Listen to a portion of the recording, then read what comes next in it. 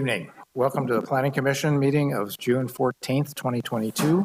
Our first order of business is a Pledge of Allegiance, and I would invite you to stand and address the flag and join us, please. I pledge allegiance to the flag of the United States of America and to the republic for which it stands, one nation, under God, indivisible, with liberty and justice for all. Thank you. Could we have a roll call, please, of the planning commissioners? Commissioner Davis. Present. Commissioner Covarrubias. Here. Commissioner Jorgensen. Here. Commissioner Gibson. Here. Commissioner Neal. Here. Commissioner Christensen. Present. Chairperson Kogler. Here. The record will indicate that everyone's present with Commissioner Davis attending remotely. Thank you. Mr. Frace, would you do staff introductions, please? Yes, Warren Frace, Community Development Director. Marcy Reynoso and Ashley Peterson, remote administrative assistants. Lori Wilson, Assistant Planner. Darren Nash, City Planner. David Affey, City Engineer. Isaac Rosen, Assistant City Attorney. Katie, I think you were drowned out. If you We also have Katie Bannister, Assistant Planner. There we go. Okay, very good. Our next agenda item is comments, general comments from the public regarding matters not on the agenda. If there's something not on the agenda that you would like to address this evening, either in person or virtually, now is your opportunity. Seeing no one in the chambers, do we have anybody, Marcy, online? No callers. We do not. Okay, very good. We'll move on to the next item. Item F is agenda items proposed to be tabled or rescheduled. Do we have any of those? There are none. Okay, thank you. We'll move into item G, which is kind of typically the substance of our meetings, public hearings. We have two this evening. The first of those is a public hearing for a conditional use permit for a coffee shop within Paso Robles Community Church, AMD 21-05, CUP 93-012, P22-0043. The applicant is the Paso Robles Community Church at 2706 Spring Street. The property identification there is APN 008111025. We have a staff report, please. Yes, good evening, members of the commission. This is Lori Wilson, Assistant Planner.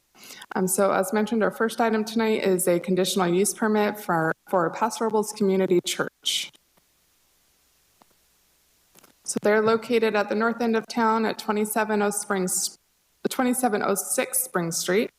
Just to the north of them is the currently vacant Paso Bowl location, and there's a couple of motel uses right across the way, and they are in our T4F zoning district. So the request before you tonight is they would like to establish a coffee shop that would be open to the general public in their existing church. So this particular use, a coffee shop or restaurant type use, is a permitted use in T4F. The fact that they have an existing conditional use permit, though, for the church, and they're amending the floor plan and the use of that building requires an amendment to this use permit. So their plan is to be open during the weekdays from 6:30 to 3:30, on Saturdays from 7 to 1, and then, as I understand it, on Sundays, they're just plan on being open to the church patrons. And you'll see, I'll bring up a site plan here in a moment, but on the bottom left there is where the coffee shop would be located. So this is the existing site plan that was approved with the conditional use permit. For the church, they were required to have 30 parking spaces. They are overparked. They have roughly 40 there now, and they're not requesting to make any changes to the site plan. This is how the building appears today on the top of your screen there. And again, no changes are proposed to the building or even to the wall signage that you see there for the church. If they would like to update the monument sign on the bottom, as you see there, it's 24 by 48 inches to reflect Caro's Coffee being here. So with that, the options before the commission tonight would be to approve draft resolution A, which would be approving that amendment 2205 to CUP 9612, subject to there are some site-specific conditions of approval. I'll refer back to staff for additional analysis or amend those options. we're happy to answer any questions you may have.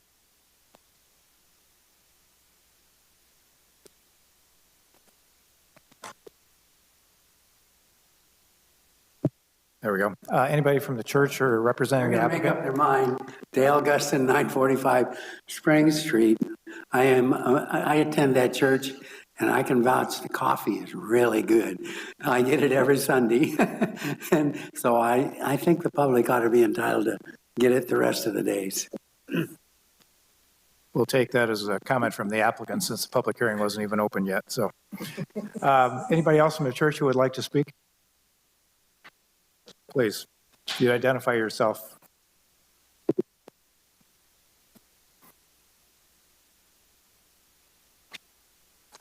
I'm new at this, so am I supposed to give my name and address? All right. Mike Matting, 781 Oxon, and Paso Robles Community Church. I'm the acting president of the church as we're searching for a new pastor. This project is, it's a wonderful project. Number one, it's an outreach to the north part of our community and open to anybody that would drive up there and have coffee during our open time. But it's not just for coffee. It's also to spread the word of our Lord and Savior. And coffee, I'll just tell you personally, coffee and Jesus is what I need in the morning. And I think it goes for most people. So we would certainly appreciate your approval of the necessary governmental duties and give us our conditional permit so we can get started on this. Thank you very much for your attention. Thank you for your comments. Anybody else like to speak from the church? Otherwise, we will open the public hearing. Oh, let me go back. Questions for commission members to both staff and or the applicant. Start with Commissioner Christensen. Thank you, Chairperson Kogler. I believe I was on DRC for this one. The only thing that was new, I don't remember the sign on DRC, but I'd be fine with that.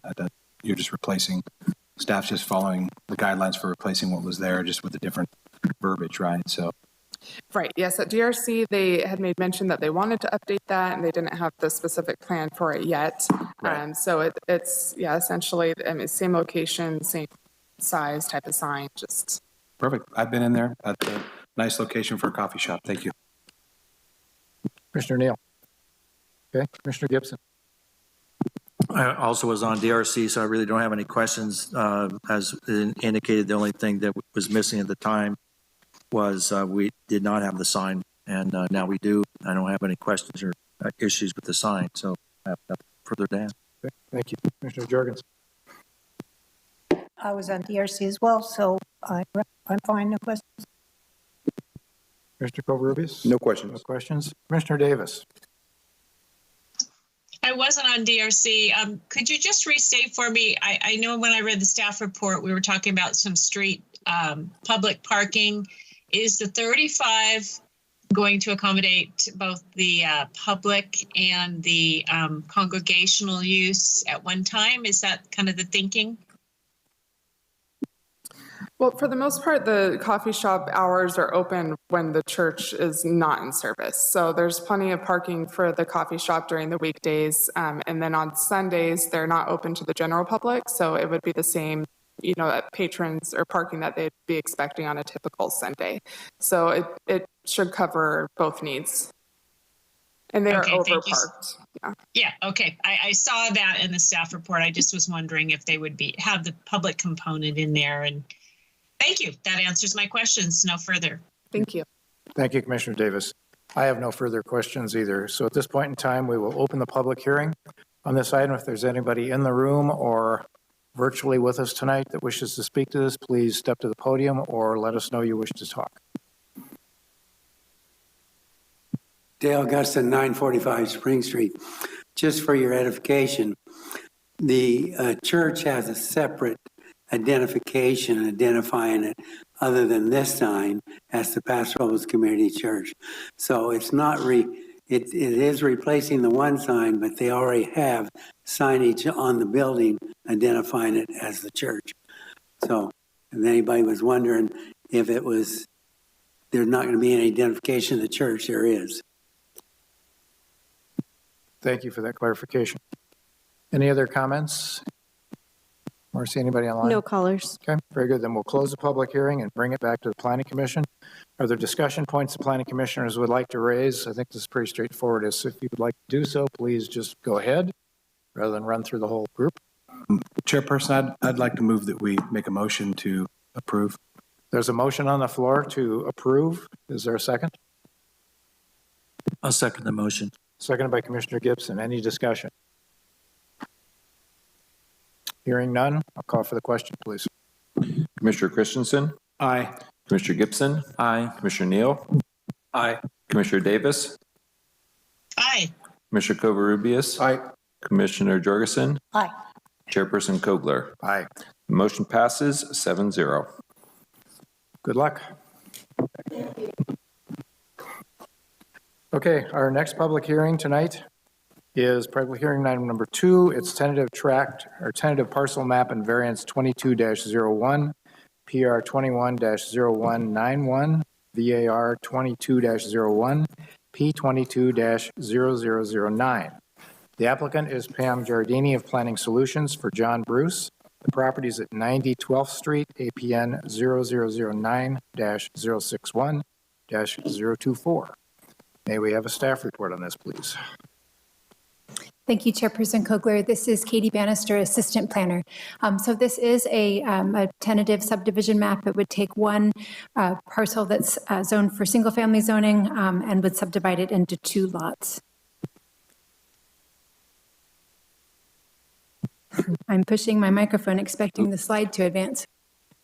Okay, so here is the location map. This is near the intersection of 12th Street and Fresno Streets on the west side of town. You can see Chestnut there off to the east side, the right side of the screen. And so this is a lot that spans all the way between 12th and Fresno Street.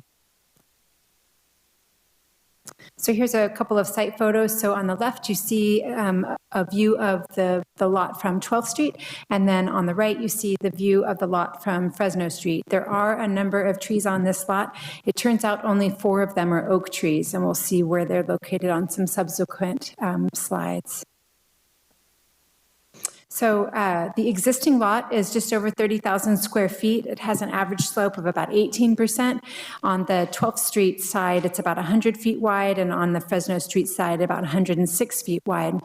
In the R1 district, the minimum lot size increases as the slope of the lot increases. So for this lot, the minimum lot size is 15,000 square feet, and the minimum lot width is 120 feet. You'll notice that the minimum lot width is wider than the existing lot, which is about 100 feet wide. And so the application today is not only a parcel map, but a variance for lot width to allow subdivision of a lot that's already less than 120 feet wide. So the subdivision standards also and the standards of the R1 district say that no new lots that would necessitate placing the foundation of a building on natural slopes over 35% is allowed, and that the applicant does need to demonstrate buildability of the lot before the Planning Commission approves such a subdivision. So here is a look at the tentative parcel map. In red is the existing lot. There was a house on the lot. It was a rather small house, a pretty old house, if I understand correctly. It was demolished late last year, I think in November or October of last year. So that is no longer there, and the applicant is proposing to subdivide the lot pretty much right in half. The parcel 1 is what would be off 12th Street. It would be just over 15,000 square feet and 100 feet wide because that is the existing lot width. It would have an average slope of 22%. Parcel 2 is just a couple square feet larger, so just also over 15,000 square feet. It's a little bit wider at 106 feet and has an average slope of 14%. As I said, there are 4 oak trees on the site. The largest would end up on parcel 2. We'll see the critical root zones of those trees in a subsequent slide. But here you can see despite all the trees on the lot, there's just a few oaks.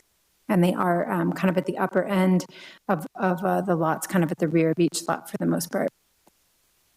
So the applicant has provided a tentative grading plan.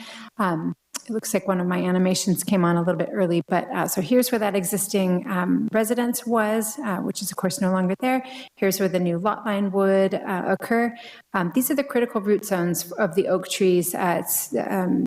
So if it's a 6-inch diameter tree, it would have a 6-foot radius critical root zone. So yeah, the size of size of the circle around each tree indicates the size of the tree. Obviously, there's one really large tree on the site that's going to be close to that rear property line, but there's also some additional trees. I went back. I need to go back. So the orange lines indicate where there are proposed retaining walls in order to create the building envelopes for a residence on each lot. The zoning ordinance, it's actually part of the subdivision. No, the zoning ordinance limits the height of retaining walls to no more than 6 feet in the rear yard. The retaining wall on parcel 2, which is here on the left side of the screen, maxes out at about 6 feet, and then the retaining wall on parcel 1, which is to the right of the screen, is about 5 feet at its maximum height. So the retaining walls that are proposed would create some modest but I think adequately sized building envelopes. The envelope on the left side would allow for not quite a 2,400 square foot footprint. The building envelope on parcel 1 on 12th Street is a little bit smaller, 1,600 square feet. And I believe the intent is for the future residences to be 2-story buildings to fit into those building envelopes. So moving on to that variances can be granted when there's something special about a property that means that applying applying the zoning ordinance very strictly deprives the property of property rights and that would be enjoyed by other properties in the vicinity. Variances are not meant to be used to give to grant special privileges. So we always want to be careful when we're looking at a variance. But if we look at the average lot size of the surrounding lots, and I've got an area shown on the right on the map of where I took the average from. So it's the lots closest to the Fresno Street lot, the subject lot. The average lot size is just over 8,000 square feet. Remember that the proposed lots are each 15,000 square feet. Similarly, the average lot width of the surrounding lots is 67 feet wide, whereas 100 feet is what is proposed to be maintained. The lot that we're looking at subdividing is one of the last lots from the in this area in Block 197 of the original subdivision of Paso Robles. You can see Lot 2 there in the red square. Everything else, I'll just go back one slide so we can see everything else in the area has been subdivided over the years. And so this is one of the larger lots in the area. There are some lots like across Fresno Street that are probably 15,000 square feet or a bit larger, but a lot of lots in the vicinity that are smaller. This code section isn't directly related, but I think it's instructive on how we should treat nonconforming situations. This is related to nonconforming buildings and structures, and it says that nonconforming buildings and structures can continue to be used and maintained, and they can even be altered or added to as long as the additions or the alterations don't increase the deviation between the existing nonconforming situation and the code requirement. So in this situation, the staff is recommending a variance be approved because we're not creating a 100-foot wide lot. Those lots already exist, and so the intent is to maintain the lot width as it is and to allow subdivision according to the minimum lot size. This is some more information about a variance. As I said, it shouldn't grant any special privileges. It just allows minor adjustments where there's extraordinary circumstances. And we should also, variance should not grant or not allow any land use which is not in conformity with the zoning district that it's in. In this case, the subsequent lots are going to be, they're going to meet the minimum lot size, and they would only be able to be used for uses that are allowed in the R1 district. There are a few limited conditions of approval on in the draft resolution. One is that a building envelope be included on the final map. It would just be an instructive sheet for future development, and there's some limits that the future building would need to stay within that building envelope, and if alternate building sites are proposed, it would be up for DRC review to make sure that the proposed site would comply with the zoning, with the grading and oak tree removal ordinance. There is also a condition to require that future utilities be brought underground to the future reference residences and that frontage improvements be installed at time of building construction. There are quite a few findings for you to make in the draft resolution. The first set are related to the tentative parcel map. You need to find that the parcel map is consistent with the general plan and the zoning ordinance, that the site is physically suitable for this subdivision, for the density of development that would occur here. There's some other can't cause any substantial environmental damage, and it doesn't conflict with public easements, and that local water quality standards will be observed. For a variance, you need to find that the subdivision will not increase the deviation in the lot width, nor would it create a new non-conforming situation. You need to find that due to special circumstances, that the strict application of the lot width of the requirements of the zoning ordinance would deprive the property of the privileges enjoyed by other properties in the vicinity, that the variance doesn't constitute a grant of special privileges, and that this variance is necessary for the preservation and enjoyment of the property rights of the owner. Staff is recommending a Class 32 exemption be approved for this project. A Class 32 exemption is for infill developments. It can't be on a site that is any more than 5 acres. This site is less than 1 acre. It's completely surrounded by a residential neighborhood, as would be required, and there's no habitat value, no value for habitat on this site. This is a site that has been developed over time. There previously was a house on the site, and so no significant environmental impacts are expected from this development. As always, the Planning Commission has some options. The first would be to approve the tentative map and the variance using the draft resolution in the staff report. The Planning Commission could approve the project with modifications. You could refer the project back to staff for additional analysis, or the Planning Commission could deny the project by adopting findings of denial that would need to be specified in a resolution of denial. Staff is recommending option 1, which is to approve the tentative parcel map and the variance by adopting the draft resolution. And I welcome any of your questions. Thank you. It was a very detailed report. I know Pam Giardini is here representing the applicant. Do you have anything you would like to tell us? Good evening, Chair and Commissioners. Pamela Giardini, and I just want to thank Katie for an excellent report. She covered anything and everything I could possibly say.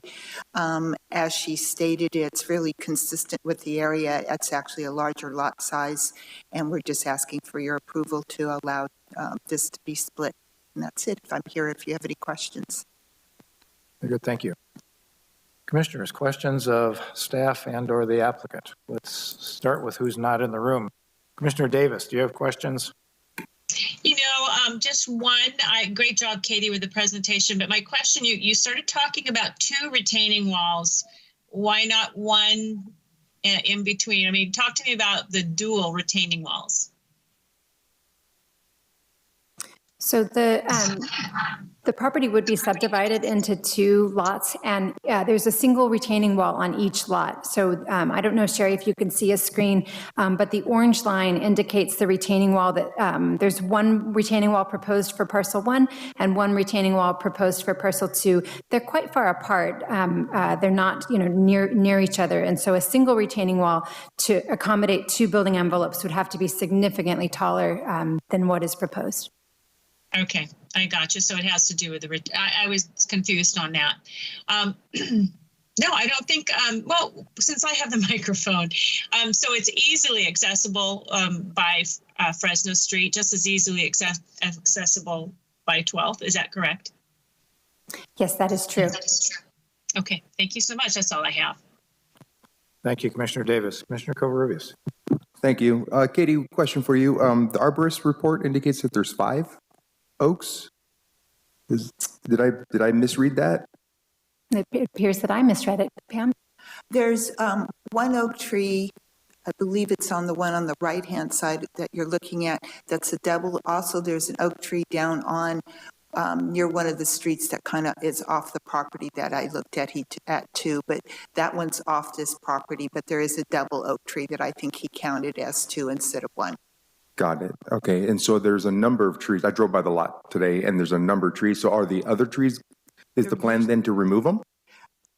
But probably just the ones within the building envelope and the retaining wall to then create this slope, because they're kind of really nice. They're all elms, and I think it'd be really expensive to remove all of them. But the city's ordinance doesn't protect them, of course. But I think it would, number one, would cause a lot of erosion control problems if you took all those trees out, because you do have steeper slopes up behind you.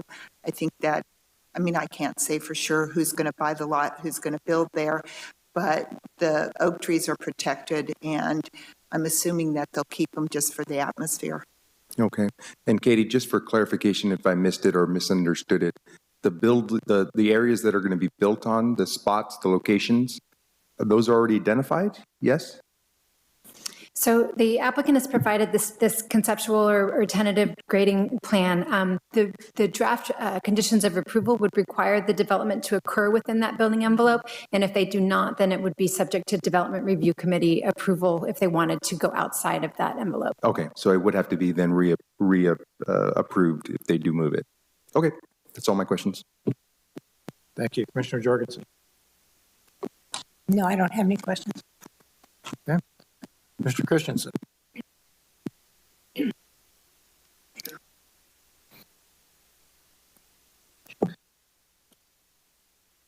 Katie, I was, one of the questions I had refers to the future development mentioned in that, and I have to be honest, I'm not quite sure why I haven't read Ordinance 1116.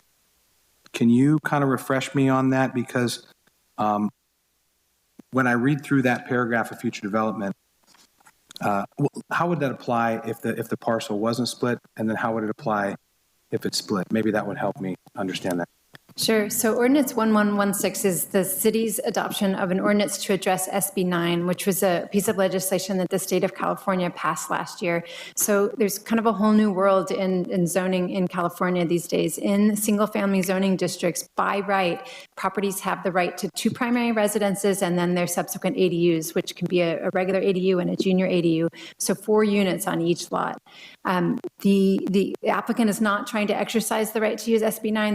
There's been no indication, but I think the Planning Commission should be aware that every new lot in town, every existing lot that's zoned for single family use, and any subsequent lots that are created are subject to SB 9 or the local 1116. So, the applicant is showing 1 building envelope. As far as I'm aware, that's all the intended use, but every single family residentially zoned property now has those rights.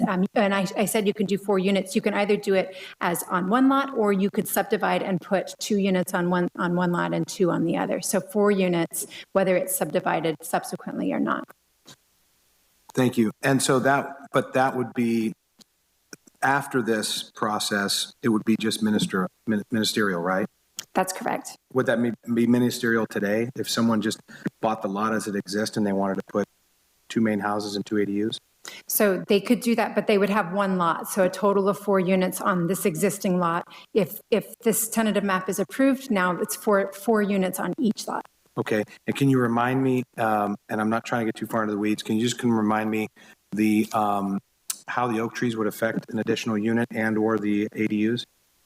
It gets, so our oak tree preservation ordinance does require applicants to work diligently to protect trees as much as possible. There is language that says they have to go above and beyond and even expend extra monies to have foundations that avoid oak trees. But we all know we see developments from time to time where oak trees, the applicant avoids as many as they can, but often development does end up with some oak tree removals, potentially, but with the intent that, the best oak trees are retained and that we avoid them whenever possible. And what about slope? So Darren's here as well, so he can correct me, but I don't think the The subdivision standards in the R1 say that we can't create a lot that would necessitate building footprints on slopes over 35%. I don't believe that any of the lot is, I know the average slope is certainly less than 35%. I don't believe even where it's steepest that the lot is over 35%, but there certainly are areas on the lot that would be less than that. So once a lot is created, then it's not quite as strict on that you absolutely cannot put a footprint on something steep. But the intent of this image that we're looking at right now is to show that it's not necessary to put a building on a steep slope. Okay, thank you. And so, so with that in mind, so potentially, I'm just going to summarize, and it's kind of for myself as well for anybody listening. But so essentially, by doing the lots, but any new lot that's created, now we SB 9 and through the ordinance 1116, basically, the amount of homes could potentially be increased to 4 per parcel. It's true. There are a number of limitations also with SB 9. I believe that there has to be owner occupancy on this site for an amount of time. There's other things. There's nothing that says that these are going to be used that way. I just think it's, I think no matter where we are in town, where it's single family zoning, this is something that's I truly appreciate it, because I was on DRC for this and that never was in discussion. I would have liked to ask more then, probably save time, because your presentation is good. So I appreciated that you put that in there, because that to me is a little concerning. And it kind of brought me to another couple questions, and but I think for right now you've answered a couple of them. I'm just going to go back to the notes and I'll let someone else ask if they've got some other questions. Okay, Commissioner Neal. No question. Commissioner Gibson. Thank you. I just have one, Katie. On page 36 is one of the conditions. Item number 3 says the owner shall petition to annex the parcel 2 in the city of Paso Robles Community Facilities District number 2005 for the purposes of mitigation of the impacts of the city's police and emergency services departments. Can you, I don't think I've ever seen that before. Can you just kind of walk me through what that process is? And is there ever a possibility that somebody would ever say no? I mean, it says petition. So the city engineer is on the line, and I'll definitely ask for his assistance. But there are many, whenever we create new subdivisions in town, the applicant would have to join the district. They would have to petition to join the district. That would be a requirement. Warren, feel free to jump in. Yeah, it's a requirement of final map acceptance by the city council. So if they don't vote to join, then the council would not accept the final map until they do. Okay, I'm just clarifying. So it says petition it's not a matter of somebody actually would say no. They actually will join this. They could say no, but then the council would not accept the map. Okay, all right. That clarifies it. Thank you. That's my only question. Thanks. Thank you, Commissioner Gibson. I have no questions. I was on DRC for this. Mr. Christensen, do you want to pose any other questions at this time?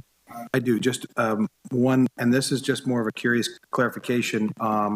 Under the tentative parcel map findings on page 27, the number 1 there, I don't think and maybe I've missed it, but can you explain that number 1? I don't think I've ever really seen that.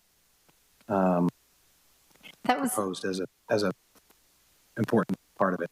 So that was one that the city attorney's office asked me to add. I believe that's a new requirement per the state, is that new subdivisions include lots oriented to be able to maximize both an area for solar panels to be installed on any future residents, but also to take advantage of passive cooling and heating. But also new to me, the city attorney's on the line if you have specific questions. Well, maybe he can go into that a little bit later, but that was a new one on me, and I saw that and I was trying to figure out how that played into this. So thank you. That is a very good point.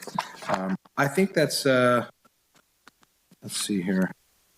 I think that's my only questions at this point in time. Okay, thank you. With the round of questions complete, we will open the public hearing. Are there any public comments on this item, either for those in the room or those attending virtually? We'll cover the room first. Yes, sir. Dale Guston, 945 Spring Street. For many years, I owned a parcel at 246 12th Street, corner of 12th and Chestnut. And so I'm familiar with this property. I'm not sure you're going to require the normal frontage improvements on 12th Street. I'm not sure they're all in on this parcel, but I think they might be in on Fresno, but I don't know. if somebody can clarify, I think that might be part of the hillside ordinance. It doesn't require sidewalks, but requires curbs and gutters. Anyway, if somebody can answer those questions. Thank you, Mr. Guston. We'll see what other questions we get, and we'll come back to that. Yes, sir. Chairman, Commissioners, my name is Kevin Hansen. My wife and I own the property directly adjacent to this proposed parcel. I will say on the onset, we're not opposed to this at all, especially where the housing building envelopes are proposed. They're perfectly placed. They're down on the street. They don't affect any of the properties around them for the most part. The two-story limit, as I understand that to be correct in the envelope, those don't even affect any views shed, because as you get further away from the street on both sides, it does start to get steep in a fairly big hurry. The only concern that we have is obviously the oak trees are important. They've listed the oak trees on the property, but they have not addressed the oak trees that are directly adjacent to the property. I have 2 trees on my property that are 22 and 24 inch tree diameters at the 4.5 foot mark. And they're within, well, the furthest one away is less than 10 feet away from the property line. One's only about 4 feet away. So obviously their critical root zone extends beyond into this property. As the project is proposed now, all it does is extend that root zone in would be the middle east section, a little bit further behind the retaining wall. We would like to make sure that that root zone is protected so nothing happens to those trees.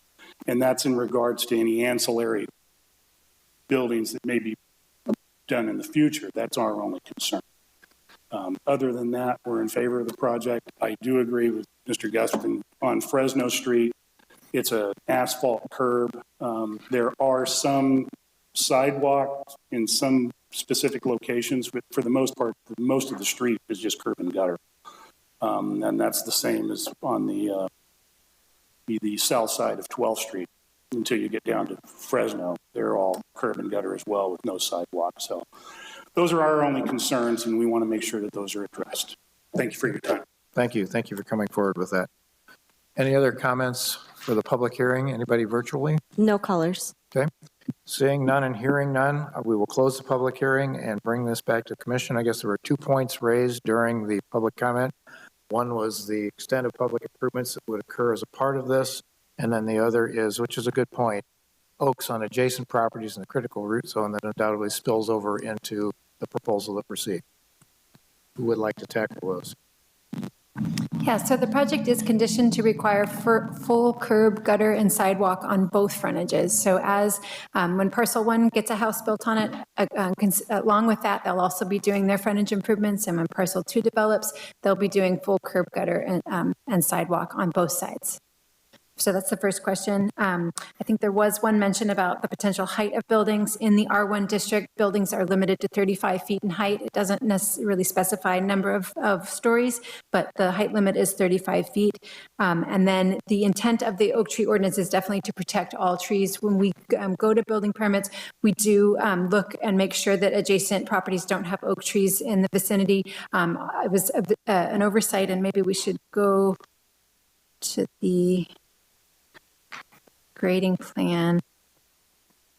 So I heard Middle East. So I believe I'll use the pointer, which won't be good for Sherry at home, but I believe he's speaking about oak trees that might be in this vicinity near the, thank you, Warren, near the center property line, if I'm not mistaken, possibly closer to Parcel 1 on 12th Street.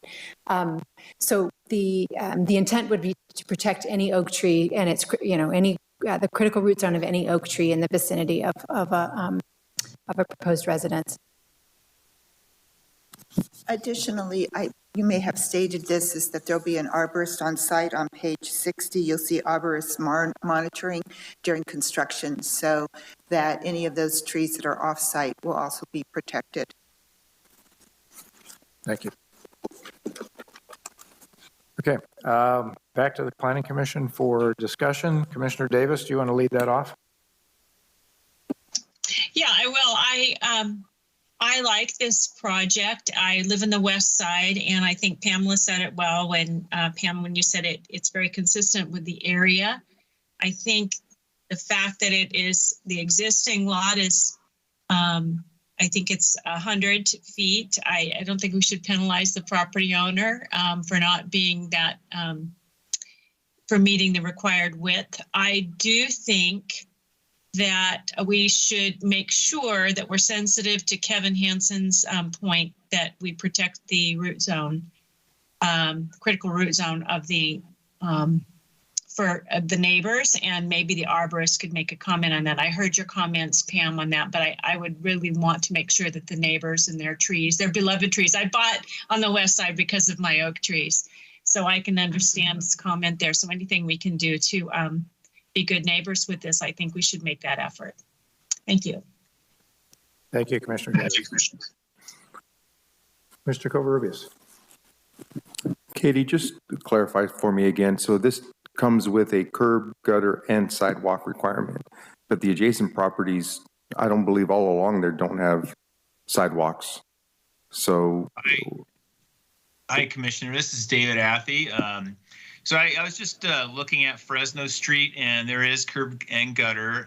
There are asphalt curb, and up the street farther, there is some curb, gutter, and sidewalk. So what we naturally do on these type of projects is we'll evaluate the area. Fresno Street is not exempt from the sidewalk requirement, so we would more than likely require sidewalks on Fresno and some type of widening, similar to the other projects that have occurred on the street. On 12th Street, we would definitely require the curb and gutter and sidewalk. The question there would it be a parkway where it's separated from the curb face, or would it be integral? And it's, given 12th Street has a lot of parkway, it's probably going to be a parkway type improvement. Okay, thank you for that. No other questions. Okay, Mr. Jorgensen. I guess I have a question for Katie. I guess I'm not, this made sense to me in DRC, and the more I look at it, the more I'm questioning my original thoughts about defining what's called on here the preliminary building envelope areas. If a designer came in with a better idea to work to without such high retaining walls, to work with the hill and build more in nature rather than slamming it on top of it, this precludes that. So is this a requirement of our, is this a city requirement to indicate the building area before we can approve this? Because it seems limiting to creativity. So the applicant is required to demonstrate buildability, that the lot could be built without impacting too many, impacting oak trees, without putting a house on a slope over 35%. So this is the grading plan that they have presented that would meet those requirements. They don't have, this isn't the only way, obviously, to develop this lot. The conditions of approval are written so that if the applicant wanted to be outside of this building envelope, it would go to DRC for review to make sure that both the grading ordinance and the oak tree preservation ordinance are observed. Okay, I know you said that. I guess I just needed to hear it again in that context. So this is just proving buildability. Okay, all right. And then thank you for answering that question. And then, and I just wanted to say, number of other people said this is an excellent report. Putting it in the context of what we need to look at and why, and that was very helpful. Thank you. I would suggest to my fellow commissioners that when a motion is made that we require that the arborist report be amended to include the oak trees whose roots continue on into this property. That's the way we usually see our arborist report. I know a lot of times we see oak trees that aren't, the trunk isn't on the property we're reviewing, but the mitigation will be. So I would suggest that we ask that the arborist report be amended before, with that as a condition of approval. Thank you. Mr. Christensen. Yes, it is a great report, Katie. Thank you. It's very detailed. I was on DRC again. I reviewed this, and there was a lot of information that I wasn't quite aware of. And as I was reading through this, it caused me to kind of wrestle with it. As I live on the west side, I love having the west side the way it is and how it's getting developed out. I don't necessarily think I have a problem with the width of the lot. That's not necessarily what I'm wrestling with. I'm wrestling with the fact that we don't seem to have a lot of control over this. I'm wrestling with this SB9 and the ordinance and us creating more lots so that we can create a fourplex technically on each lot, which I know by law in a lot of ways that's allowed. So, but in my opinion, that starts to affect the character of the neighborhood, starts to affect the traffic of the neighborhood, the parking of the neighborhood, those types of things. That's kind of what I'm wrestling with. I absolutely agree with Commissioner Jorgensen about adding the other trees to the report. I think that seems totally practical. And I think for me, it's, like I said, when I first saw this, it seemed to make total sense. And now to me, it seems like it's opening a Pandora's box at the same time. So I'm just kind of wrestling with that. So hopefully maybe some other commissioners have some other comments. Thank you. Mr. Neal. No comments. Okay. Mr. Gibson. Yeah, there's a long list of findings, and I actually am comfortable with all of them. Just looking at the neighboring sites, the ones to the north across 12th Street look like they're probably 50 feet or less in width. So the fact that this is an existing, long-term existing lot, splitting this in half, and the various findings, I really don't have any issues with this. I do appreciate the neighbor taking the time to come and speaking to us, and that I think is a very salient point. And I would concur that in some manner that I saw the arborist report and it has a tree protection plan. I'd like to see it being clear in whatever we decide that tree protection plan is for both trees, both on and on adjacent sites. But other than that, I have no issues with this. Thank you, Commissioner Gibson. I also concur on the arborist report. I think that's an easy addition, and I think that makes a lot of sense. I do share Commissioner Christensen's concern. It gives me a little bit of heartburn, SB9 does in general. However, in this case, I don't think we're conferring on what are reasonably sized lots for the rest of the neighborhood any rights and privileges that aren't already enjoyed by all of the other. If you looked at that aerial, you can imagine potentially there's 4 on each of those lots. And I don't think that the potential of adding 4 more and 4 more in this case, first of all, I don't believe it reasonably will happen because I think given site conditions in many places, that's not achievable. But I still have the same underlying concern that's kind of forced upon us and it has the potential to change the character of neighborhoods. But I think in this case, all of this makes a lot of sense. And I think there is flexibility with building envelopes, and I'm certainly supportive of this. If there's no other discussion by commissioners, I'll pause. I'd like to just say something to that effect, and I appreciate that because I wasn't wrestling with it until yesterday and tonight. So I know that there's a lot of good reasons to actually vote for this, and that's why I've been wrestling with it, because I'm hoping that these people want to live on the west side and not have 3 other houses on their property as well. Maybe an accessory dwelling, that makes sense. So I appreciate those comments because I think I understand that that's something that we've probably all wrestled with. So thank you.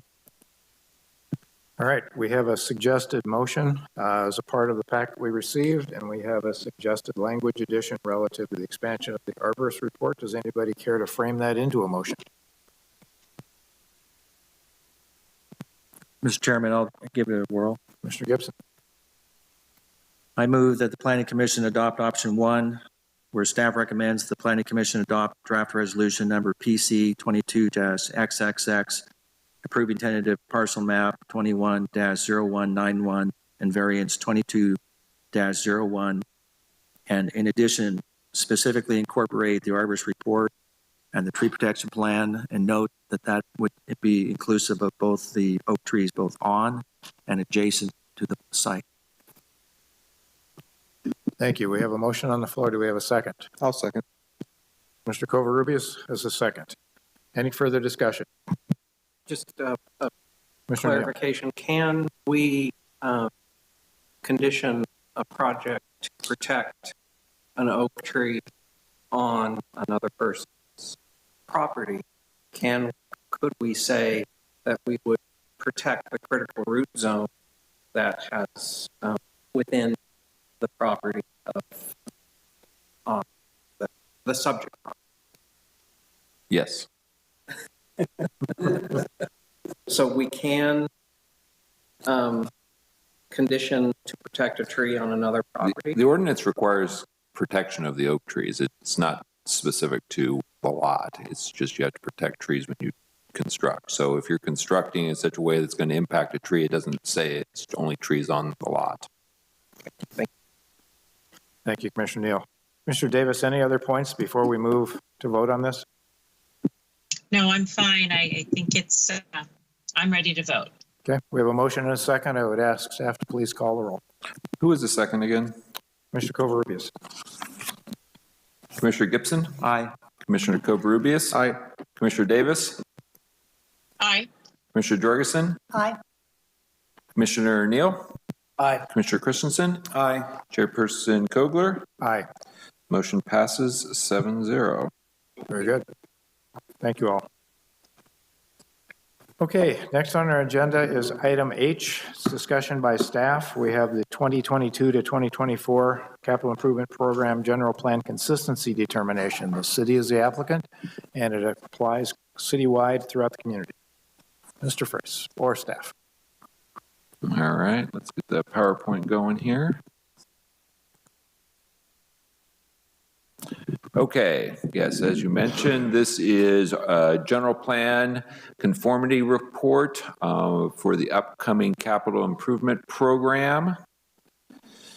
So the capital improvement program, also known as the CIP, prioritizes how the city is going to budget for the funding of public improvements that are needed to accommodate growth within the city.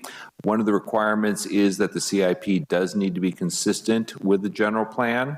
So one of the tasks of the Planning Commission is to review the CIP and make a determination and forward that to the Planning Commission about that general plan consistency question. So we're working on a 2-year budget right now. This is scheduled to go to the City Council next week on the 21st. It's going to be a 2-year budget running fiscal years 22 through 24. So basically the first day of the budget will be this July 1st, then 2 years afterwards. So this is something the Planning Commission does on a regular basis. So basically we've highlighted the key sections that really deal with development, which we suggest the commission could focus on, but attachment 3 is basically everything in the CIP, which is anything and everything the city might spend money on in terms of facilities. So I think the key sections to look at are city facilities. So that's table 1.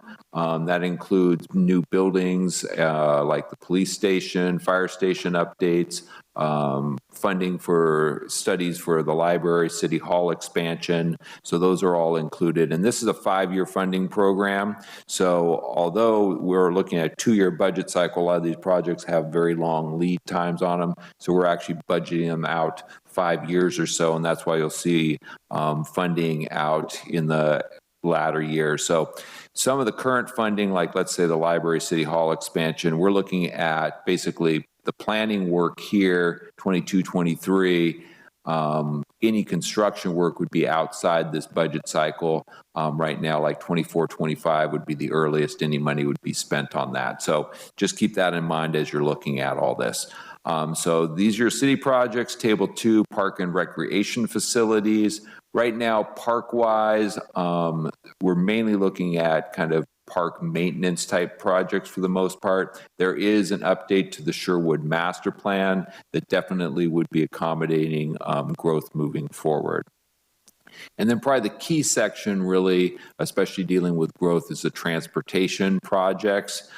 We definitely know that with all the projects that have been approved for development, we need to make some major expansions and improvements to our roadway system. So some of the key ones that are programmed would be Creston Road. That's basically from River up to Nibblic. We know that section of road's in very, very poor condition. There is a plan to rebuild all of that. So that is programmed for 23-24. The 24th Street Bridge, that's the railroad crossing down by the fairgrounds. That's kind of an old bridge. It's narrow, it's very steep, doesn't meet current standards. So that's going to get replaced as well. Luckily, that's a grant-funded project. So the majority of that's going to be actually funded by state and federal funds to replace that. We're looking at improvements on Nibblic Road. We have about 10 signals between Commerce Way and the freeway.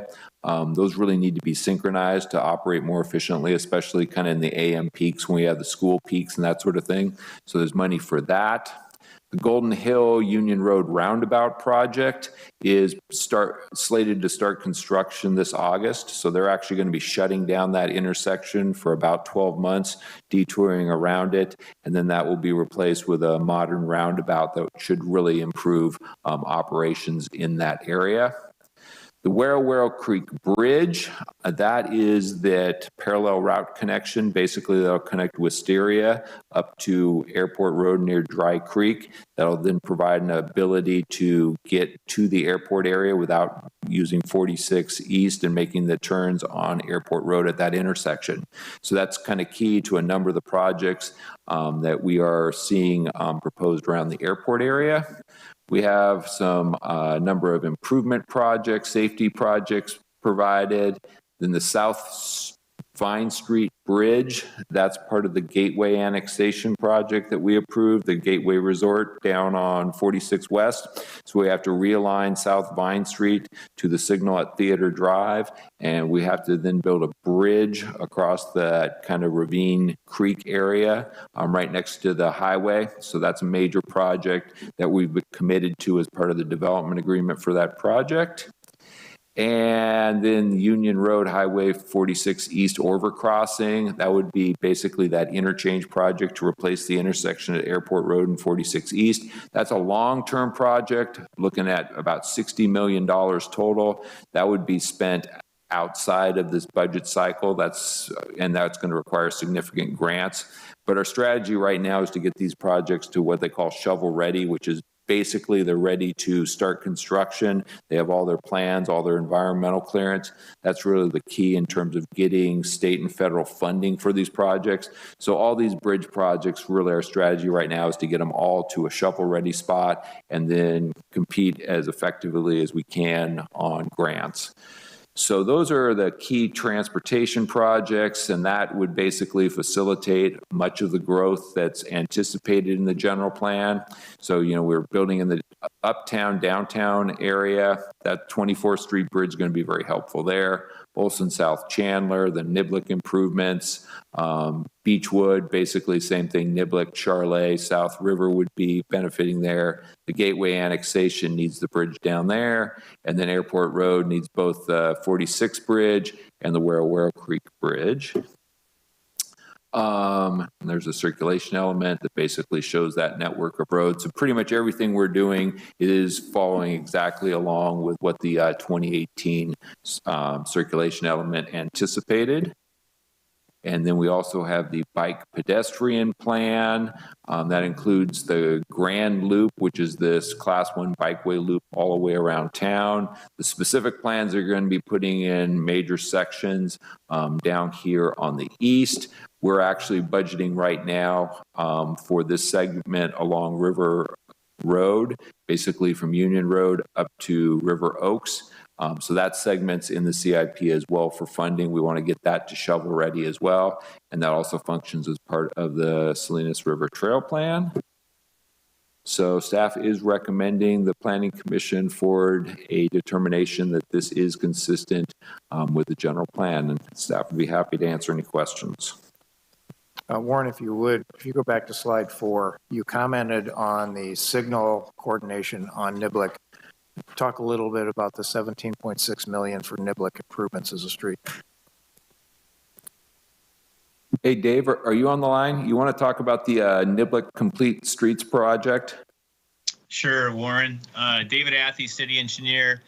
The Nibblic Road Corridor project consists of a ATP grant, active transportation grant, that Ditas Esperanza, our capital projects engineer, is currently putting together. Actually, I believe it goes out tomorrow to the state for submission. That project will consist of a new Class 1 bicycle path, pedestrian path along Nibblic Road. That path would stretch from First Street, Spring Street intersection of Nibblic, all the way to Creston Road. So it's a very significant project. Actually transformational. It'll provide space for kids to walk and bike to school, to the 3 schools along Nibblic Road, provide other transportation connections to the citizens and those live in those areas there. The Nibblic Road Corridor project is part of the Nibblic Road Corridor Plan that was adopted by the City Council, which outlines basically the road that we're planning for in the future, which, like I mentioned, is a Class 1 path, 4 lanes of traffic, sidewalks on the south side, filling in that gap from about this past Rambouillet to Creston Road, that's the gist of that project. Okay. Thank you. Having served on that corridor commission, or corridor committee, I just want to make sure that project got a little love tonight. So thank you, Mr. Athey. Thank you. Okay, planning commissioners, questions, comments. I'm going to start in the middle and radiate outwards. Let's start with Commissioner Jorgensen. Warren, as soon as you answer this, I'm going to know I'm supposed to know this, but on the first column of the project listings of the budgets, estimated budget C/O.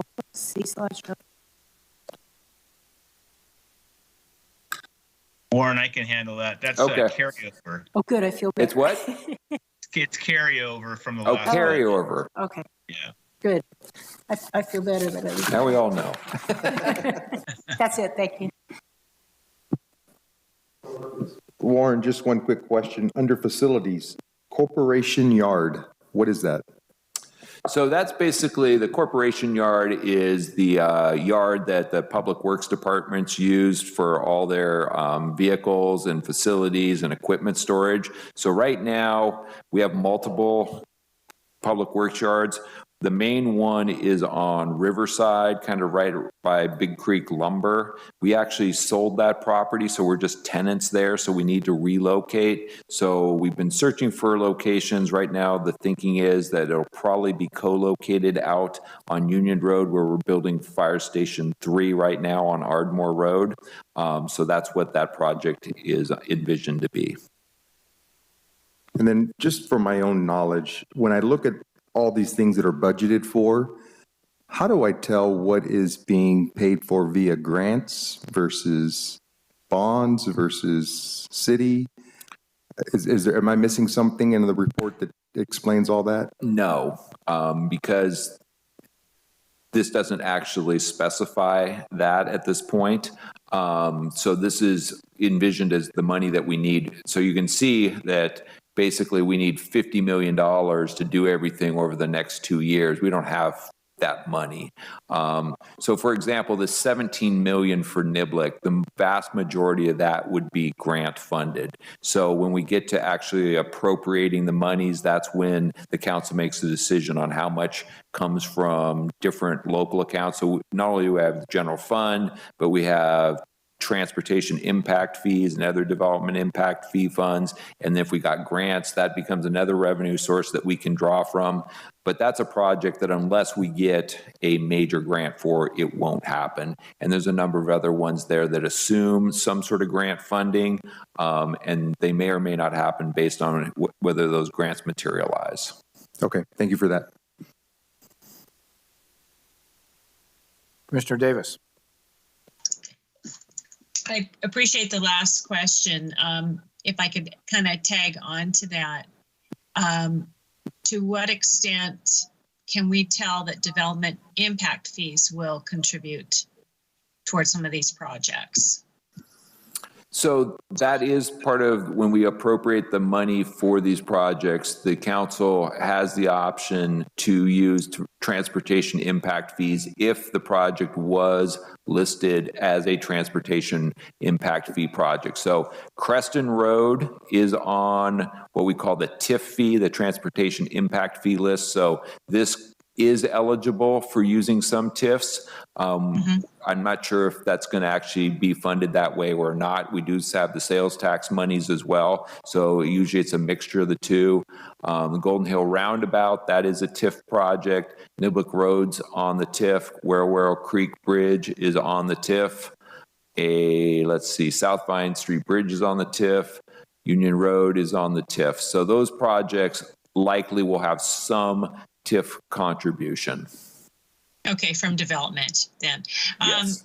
And I know this is probably a political question, but I'm just going to go ahead and ask it. I know these, Warren, are shovel ready, I think is how you described each one of them, what it would take to construct Nibblic Road Street Corridor project. I guess my question is, if we don't get the funds, is there any prioritization in this list right here, or does the city council make that decision later? Is there any order here of what's at the top of staff's recommendation? Well, there isn't on this list right now, but the council has at their workshop identified some priorities. So their priority is to get all the bridge projects shovel ready. That means you get them through the environmental and plan stage. So that is a priority. And then in terms of construction, the South Vine Street Bridge has been identified as the first project that needs to move forward for construction. Okay. Okay. Thank you. That's all I have right now. Thank you. Mr. Gibson. Thank you. I found this to be a very thorough report as well. I had a whole lot of questions. I used sticky notes and I went through a whole bunch of them, and then as I kept reading, I kept removing the sticky notes. So I'm down to one comment and one question. So okay. On page 80, it looks like there's an erroneous number. There's a total. The totals on both ends, and it has $18,957,888. So I'm guessing that's just an incorrect number because it doesn't really mean anything. Hang on, let me look at that because they're going to print on the budget, so they might want to page know about 80, that. On the far column says total from the top and total across. It's got to be like 60 some million.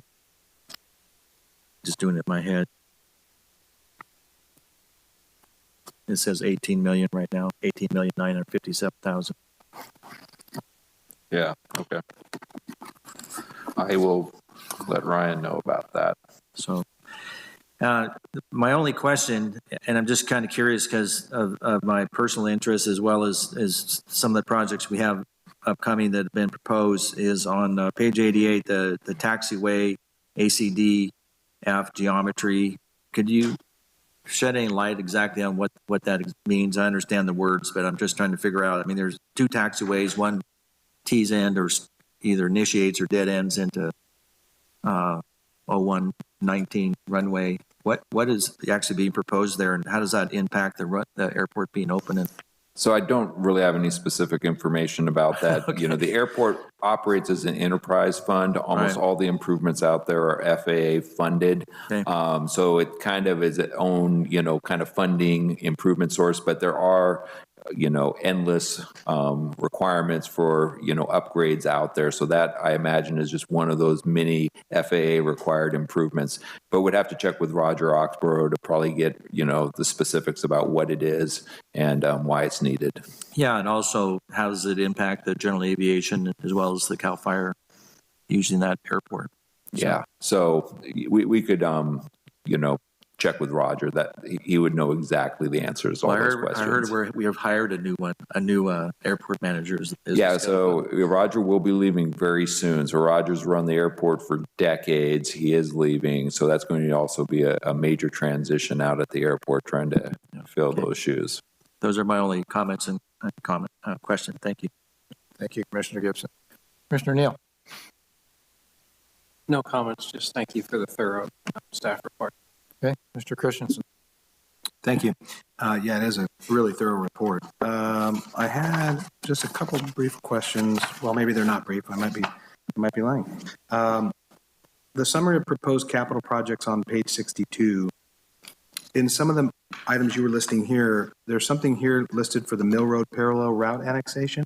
Can you talk about that? Yeah, so that would be actually a planning project that we've requested funding for right now. So let's see, where's the pointer? No, it's not going to do this one. Okay. So zooming out, here's 46 East. Here's the Hunter Ranch Golf Course. Vina Robles is right there, the amphitheater. And this road here is Mill Road. So that's really the only access to Vina Robles. And unfortunately, it starts as a really nice road, but it doesn't go anywhere. So it's the weirdest dead end road you'd ever seen, which is a major problem. So if you've been out to the amphitheater, you know that exiting is a big issue. Also, the golf course is proposing a resort development, and there's some issues with traffic there as well, because they just have the one driveway on 46.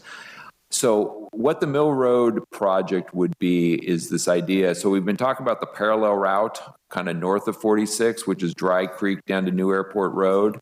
This would be a parallel route to the south of 46, which basically would take Mill Road and then run it down to Barney Schwartz Park down here.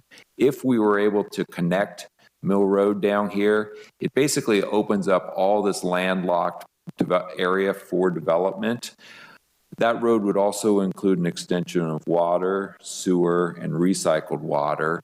Most of these properties don't have access to sewer right now, like the Vina Robles Amphitheater is not on sewer. It's not on septic either. They basically dump everything in a tank and pump it out every weekend. So it's not a good long-term solution, even though it's been there for 20 years. So this area really needs utility improvement. So what that project would do is partner the city with all the landowners out here to basically figure out a land use plan and an infrastructure financing plan to accommodate this development out here. And it's envisioned, this is already kind of a wine country tourism resort atmosphere with the wineries and whatnot, is basically to expand on this, where this would be visitor serving for the most part, with much better access and much better utilities. So that's the project. If that gets funded, we've had a number of preliminary conversations with the landowners that could then turn into an actual project that then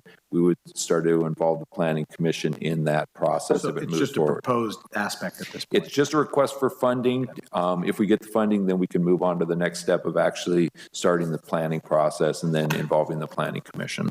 Okay.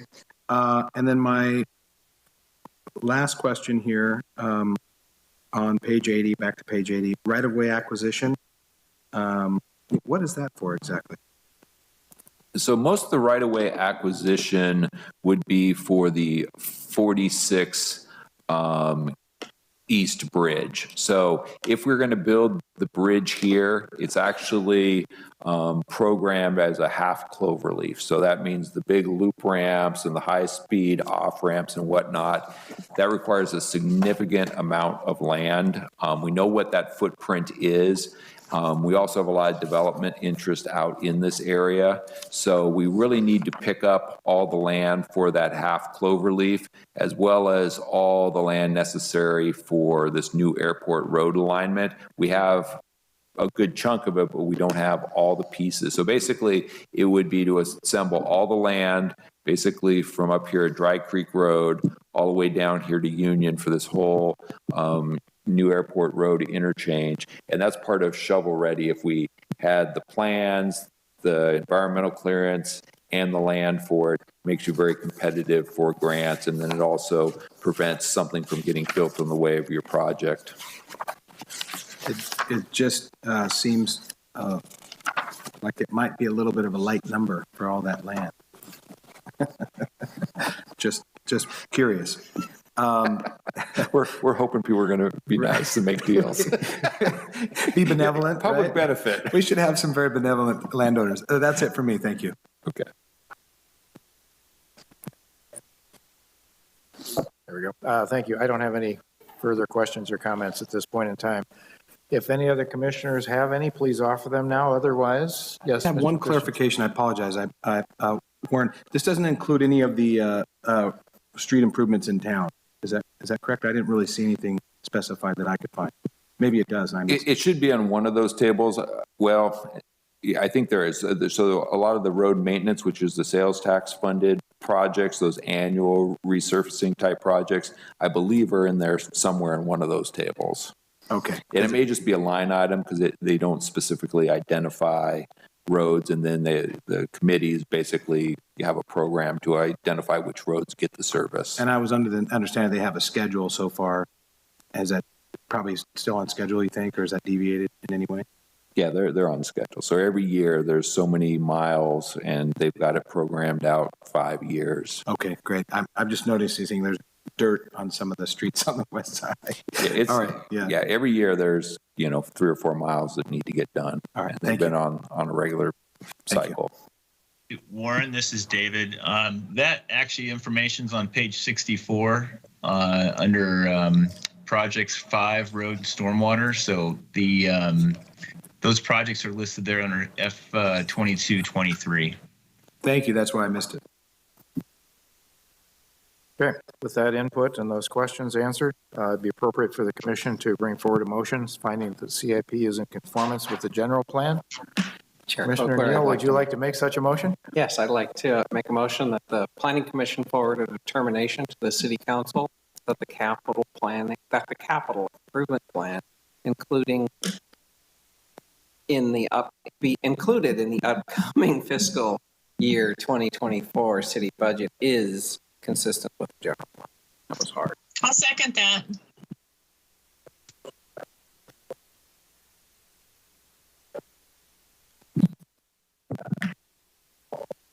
Commissioner Neal? Aye. Commissioner Davis? Aye. Commissioner Covarrubias? Aye. Commissioner Jorgensen? Aye. Commissioner Gibson? Aye. Commissioner Christensen? Aye. Chairperson Kogler? Aye. Motion passes 7-0. Thank you. Okay, next is our consent calendar. We have 2 items on there, 4 and 5. The first is the Development Review Committee minutes of April 25 and May 2, and then the Planning Commission minutes of May 24th. Are there any suggested changes or modifications to those and/or a motion to approve? Chairperson Kogler, I move that we approve the consent calendar consisting of the Development Review Committee minutes for April 25th, 2022, May 2nd, 2022, and the Planning Commission minutes for May 24th, 2022. We have a motion from Commissioner Gibson. I'll second. Second, Commissioner Jorgensen. Any further discussion on those? Hearing none. I just wanted to make one comment on that. I apologize. If they could, my name's correct in the Commissioner Present notes, and then it's just consistently different spelling in the actual notes. So just a note. Instead of IAN, it's ENSEN. Which one? On both the minutes from Monday, April 25th, and minutes from May 2nd on items. The Sky River RV expansion was the second one, and the first one was the site plan approval for 844 9th Street. So we have a motion and a second, and I assume the motion maker and the second would agree to clear up Commissioner Christensen's many aliases. So if we can do that, I would ask now staff to please call the roll. Commissioner Gibson? Aye. Commissioner Jorgensen? Aye. Commissioner Covarrubias? Aye. Commissioner Davis? Aye. Commissioner Christensen? Aye. Commissioner Neal? Aye. Chairperson Kogler? Aye. That passes 7-0. Okay. Moving on to item J on the agenda, other reports. The first is the Paso Robles Streetscape Ad Hoc Committee report. And I guess I could start that just with a few items from my notes and then ask my fellow ad hoc people to jump in if you'd like. We have had several meetings now, and I think laying groundwork quite well for this effort. We did finalize, and when I say all of this is finalized, it's only in a working form. The SWOT analysis that we had gone through. We talked about the elements that are going to be a part, presumably, of this effort by the time it winds down, addressing things like streetscape, the river, pedestrian movement, traffic, land use, trucks and loading, parking and business retention, business expansion, and probably other topics that will come forward. We talked about staff potentially conducting meetings soon with some of the property owners throughout the corridor. I think there maybe could be some commentary on the status of that. Staff pointed out to us that it was potentially a very opportune time to be doing this because the council has some quality of life goals and some potentials maybe to tap some of the funding that might be related to that, whether it's TOT sourced or others. So it may be a good time to come forward with some ideas that there might be the ability to at least match some dollars to those. We are meeting, we're shooting for, I think, a workshop sometime in August is what we probably agreed. We need to get through some significant portions of the summer in the state fair. And then the group is meeting again next Thursday. I think it is the 23rd, but the 23rd is. It's Thursday, the 23rd at 4 p.m. To continue this effort. So that's the highlights of what I had. Anybody want to add to that? Okay. Any staff commentary on that particular group? Nope, that covers it all. Okay. Not even tell them they're doing a really good job or anything? The ad hoc is doing a really good job. There we go. Perfect. Okay, we will move on to item number 7, another recurring thing on our agenda, the Housing Opportunities and Constraints Committee and Zoning Code update.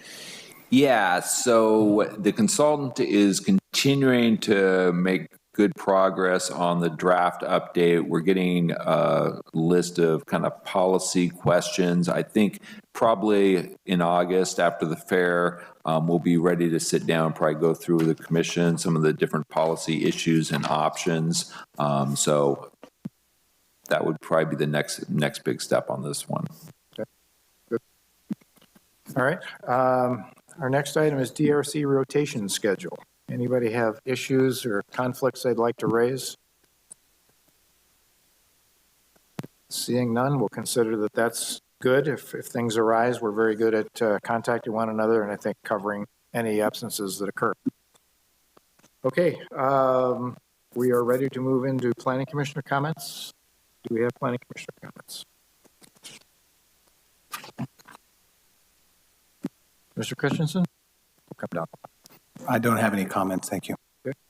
Mr. Neal? So, and I may have been sleeping during this presentation, but SB 9, a little bit scary. And I was wondering if there could be a presentation on what SB 9 says and how it impacts R1 lots in the city, and what are the requirements of the lots? Is it just every lot gets 4 residences, or are there actual zoning, not zoning, but requirements per SB 9 that could limit or may reduce the likelihood of 4 units land on every? That's just.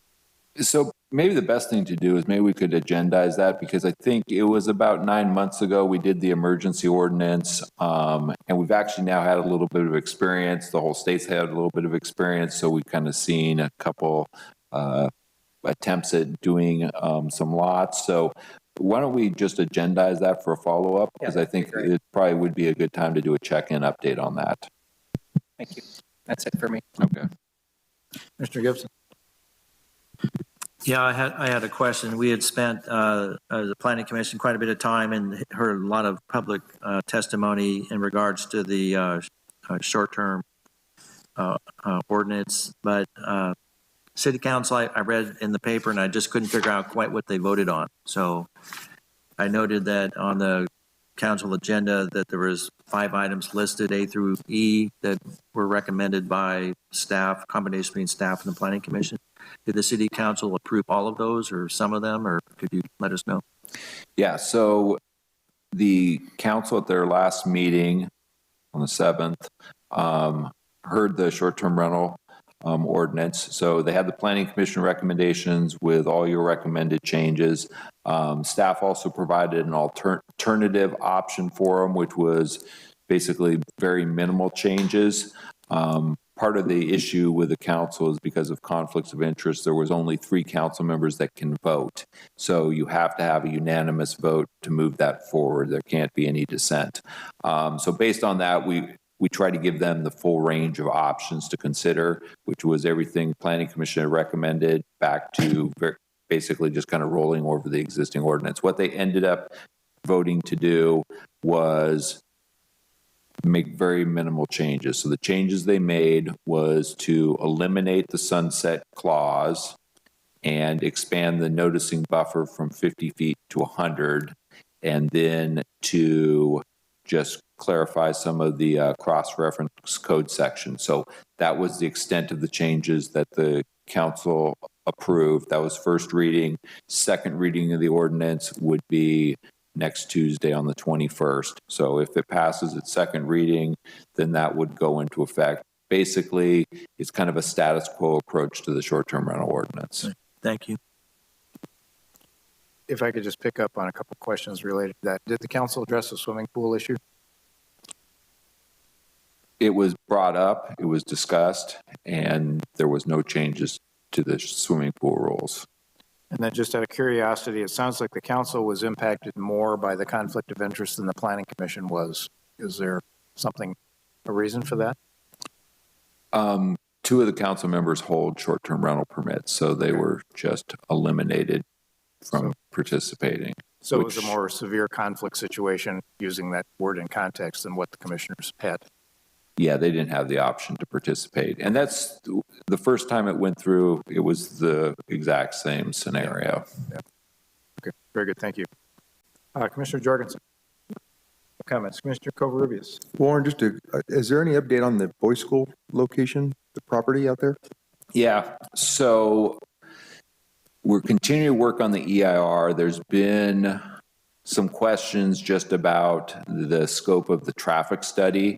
So we decided that we were going to need to do a little bit more work on the traffic study, reanalyze some of the assumptions on the project. So that's triggering a redo of the traffic section, which is almost complete now, but that then does trickle into the noise, the air, and the energy section. So those sections have to be updated as well. So right now the goal is to have all those sections updated by July, and then to have a draft document reviewed over the summer, and then start the public review probably end of summer. That would then potentially put this into hearings with commission and council toward the end of the year. So that's the schedule that we're working on right now. So the project continues to move forward, but that's generally the nature of these EIRs, is they always take longer than you wish they would. Thank you for that, and well done by staff on reports tonight. Yep. Commissioner Davis, comments? No comment. I just one quick question. Do we intend to continue virtual format? Is that the plan? For the time being, it appears that the council wants to continue to do this hybrid format, which is both in person and kind of have the remote option. So I don't know when or if we're going to stop doing that. So for right now, we're continuing to do it. And we lost you there, Sherry. My question was specifically regarding DRC. I'm sorry, that's my dog in the background. Is the DRC going to stay in a virtual format? Staff's intention is to keep DRC as a virtual meeting. Okay. All right, just checking in. You can tell I have summer. I'm a teacher. I'm off for the summer, so I wanted to know. Planning my thank you. Yeah, I wouldn't expect any changes over the summer. I believe we'll stick with the current format at least through the summer. Okay, gotcha. Yeah, I am having some audio difficulty. Thank you, Warren. Thank you, Commissioner Davis. I would have just one other question, I guess, on the STR thing.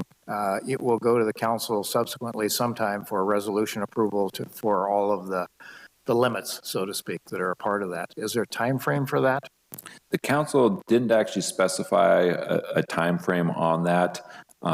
It's my understanding that they do want to consider that fairly soon, so I would imagine probably later this summer, early fall, that would get agendized. So the commission's recommendations on that companion resolution were also included in the staff report, and those would be included in any future hearings or decisions on that item. Okay. And I would ask that you make sure that the commission is aware when that comes back to the council, since it will not come back before this body, I don't believe. Correct. It's just a council-only decision, but yes, we'll make sure you're looped in. Thank you. Okay. Any other comments by the commission? If not, let's throw it over to the staff side for comments. Yeah, so first of all, schedule-wise, so we've been talking about whether we needed a meeting on July 26th. At this point, we want to formally cancel the meeting on July 26th during the fair. In addition, the next meeting on the 28th of June, we don't have any items for that meeting, so we're going to cancel that meeting as well. So no meeting on the 28th of June. We will have a meeting on July 12th, and then no meeting on July 26th either, and then 2 meetings in August. No meeting June 28th. And then on July 12th, we will have a meeting, and then no meeting on July 26th. Okay. Thank you. All right. And then let's see, the next thing, digital agendas. So the council's pretty much gone to digital agendas for the majority of the council members. It does save a lot of time and money not having to print the agenda. So we wanted to kind of check in with the commission and get your thoughts about it, as well as what type of technology you'd have available if we decided to switch to digital. So we need you to have at least a laptop or an iPad, something with a fairly large screen, in order to actually, participate with a digital agenda. So we want to just throw that out for discussion. Okay. If I might lead that, I guess the first question I would have is, I should back up a little bit. I've watched a lot of cities make that transformation. In the vast majority of those cases, the city has provided the technology for their representatives, be they council or planning commission members. And I don't know if the council gets city laptops right now, but that may be an issue that's something to consider. So that would be one question. I guess just attitudinally, I know it probably should go that direction. I'm still a tactile person, and this red pen gets a lot of activity when I'm looking through packets and reports and things, and particularly when I get drawings that are at least 11 by 17 in size. And so I could relinquish that, but I would do so reluctantly. So those are my only reactions. I think we will go that way eventually. It's a question of when. Others? Mr. Jorgensen. I would say all the things that the chairman just said. And I'm confused about, are you asking us if we each have the technology needed to bring to the meeting, or? So, and Commissioner Kogler just raised this issue. So right now, city policy is not to provide any sort of technology to either the council or commissioners. And right now, the council members are just providing their own laptops. And I do know that that is an issue, and most cities actually provide that, technology. And that's part of the discussion is I'm trying to figure out, is that actually something that would be an important factor that would need to consider if we did go to that way? My thought on that is I have a great laptop. I'm perfectly capable of doing it, but we don't even get a stipend for these meetings on principle. No. I think that I agree. All your comments I would agree with, and I'm fine doing it. I mean, I have tablet, I have laptop, great laptop and tablet. I think my issue would be finding a way that I can take notes, because I do too. I scribble in here, and I don't have a laptop that I can necessarily do that on. So that's the only thing for me that comes into question is how do I do that? I could do it, I'm sure, on a pad of paper and outline from my notes from here, but that seems like it'd be so much more time consuming. So just that's my thought. Okay. Just to pile on, during the virtual meetings, I did not get a printed binder, but I really wouldn't want my desk to be seen during a planning commission meeting because I had stuff piled all over it. So I do find it very helpful to have a printed binder, but I can and will function if the change comes.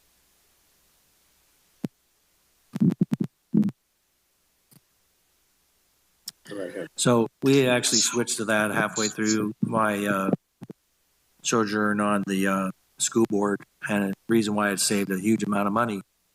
The difficulty would really be in this situation is we typically, like in this case, two of the three projects, we get very large sheets that there's no way you can see that on a laptop. You'd actually have to have a large screen, something like this size, or be able to plug into the screen or something to be able to actually see this even in the 1-to-1 ratio. So if we were to do the laptops, and I fully understand the idea that we're not even getting a stipend, so now we're going to be donating our laptops. Maybe like, okay, well, you better give me a big computer screen because that's the only way I'm going to see this page. On my laptop, it's like a screen like this, and there's no way I'd be able to see any detail and see the whole page in one setting. So, but I understand the concept and the thrust of it. I'm going to chime in. I too, like the chairperson, Chairman Kogler mentioned, I'm very tactile. In education, we've moved to digital for, I understand that, but I know with the complexity of some of these agenda items we have as planning commissioners, I have sticky notes all over the place, and I fear that the quality of my questions or comments might be impacted by not having all my notes easily accessible. I mean, I'm trainable, I can certainly go that direction, but that's not my preference. And I say that knowing that it is a cost to the city, but in my opinion, well worth it in terms of the quality of our contributions. Thank you. Yeah, I don't mean to sound redundant, but I think if we end up going this way, I think most of us can probably adapt. It doesn't sound like it's our preference, but just me personally, I probably end up printing everything anyways and taking my notes on it. So yeah, I understand it's the way that things are going these days, but I think I am a write it down note taker. So I prefer that always. Okay, well, this was good. I'm glad we had this discussion. We're going to take all that under consideration, and we won't be making any changes in the next meeting or so. You know, one thing on that, Warren, too, I know, like, for example, with Adobe, Adobe, you can be viewing and make comments on the side, type those in. I think the biggest problem is having the ability to either type those or add those, and I think the 11 by 17s or 11 by 14s, having a touch screen would be totally essential. I have that, but I mean, it wouldn't be my first desire. Okay, very good. Okay, so we got some other staff updates. So let's see. So we do have a couple of big winery projects that are moving forward. So I think August, September, we do expect a couple of those to make your agenda. So although we're going to cancel a couple of meetings, I think it's going to start to pick up again. And then, let's see, we've got a update on a couple projects here. This will cue. There we go. So a number of you went to the groundbreaking for the Olson South Chandler specific plan. So they actually started construction formally last week. So they still had some funding issues, even though they had their permits at groundbreaking. They weren't ready to start rolling the heavy scrapers until last week, but they are fully under construction right now. They do have their 3 different merchant builders working. So that project is moving forward. We're watching the dust. Obviously, when you're doing grading and it's dry and in the summer, dust is a key issue, and we had the valley fever issue. So we've had staff out there quite a bit already this week just to make sure, the dust issue mitigation is going as smoothly as possible. But there'll be a lot of grading out there all summer long. And then let's see our other project. There we go. So the Red Tail Apartments, we broke ground on that in October. They're making a lot of progress out there right now. So if you kind of look through the fences, they actually have a lot of the foundations poured. I would expect you'll start to see 2x4s going up in the near future on that. So that's a good project, 200 market rate units. Red Tail actually is now looking at a second site for basically a follow-up project, the corner of Rolling Hills and Creston. So that application's come in, so that's in review. So there's potentially a second version of this project that we might be considering in the near future. And then the Marriott Residence Inn. So this is the hotel down on South Vine Street right before you get to 46 West. This isn't part of the Gateway project. This is a project that was actually approved almost 10 years ago. Had a lot of starts and stops, but it's finally under construction right now. So if you drive down South Vine, that top of the hill across from Firestone, you'll see some fences and some equipment up there working. This is the project. So it's a 128-room Marriott Residence Inn that's under construction up there. So those are the 3 main projects that are under construction right now. So we do expect it's going to be a pretty busy summer around here. And that will conclude my comments. Anything else, Marcy, Katie, Darren? Warren, can I ask you a question on this Marriott project? You said it was approved about 10 years ago. Is there, what architecturally, what the city might have liked 10 years ago may not be what's contextual now. Is there any chance of any kind of review or update on the architectural, not the site planning, but just the skin, so to speak? Permits are issued, so that is the construction plans. It did, I think, go through a couple reviews, a couple refinements, but that's more or less what the original 2013 approval was. It is an interesting concept, though, that if something sits that long, something for the commission to consider in the future. Is there any way that we can say, well, if this sits for more than 5 years? Not to start from scratch, but just, for a... It did come back through a couple times. There was some amendments. There were some time extensions. DRC did look at it a few times. So it definitely didn't just sit untouched for 10 years.